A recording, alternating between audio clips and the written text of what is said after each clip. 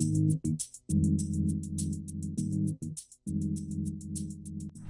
Refuge, this is Pastor Jay. I just wanted to take just a few moments and just kind of share some things that are on my heart and in my spirit related to where some things are. I want to first start off by apologizing to you as the Refuge Church because when all of this stuff first started, when they said coronavirus was coming, I stood in front of you and preached how this was the time for us, for the church to be the church. And this is our time to shine and to serve and to show the love of Jesus, so that we could earn the right to share the love of Jesus with others.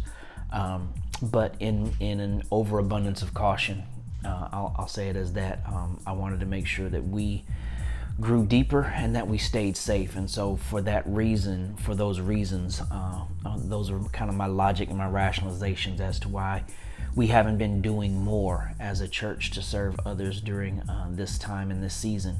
But I'm so grateful because the spirit of service still lives on in this church. There are others, Sister Rosetta Dent and Sister Deborah and her whole crew, and so many others who have continued to try to serve and serve others. And I'm so grateful, and I'm thankful that that spirit of service still exists and resides in the partners of this church. But having said that, I think we're at the spot now where it's time for us to kind of come out of this protective hunkering down that we've kind of been doing. And so we are planning an outreach in the next few days that we'll be keeping you abreast of through the website, through the Refuge text line, and I'll drop a couple of videos in between now and then.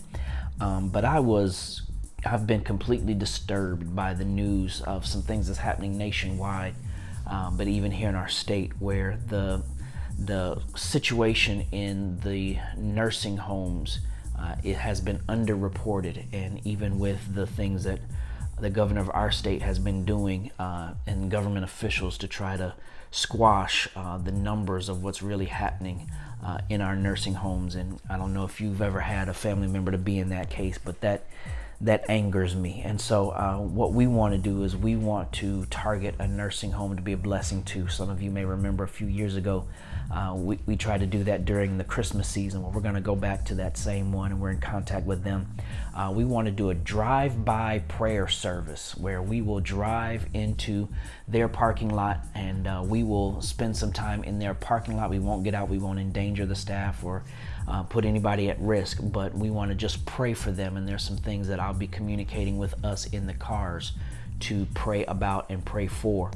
In addition to that, I want you to start thinking up and praying some signs now to take with you as we do that drive-by prayer, just to encourage and to thank the staff and many of those who have been on that front line and doing a job where it's been completely underappreciated. And so I want you to do that. We're going to talk with them about the best time to do that is conducive for that staff and for the residents of that particular facility.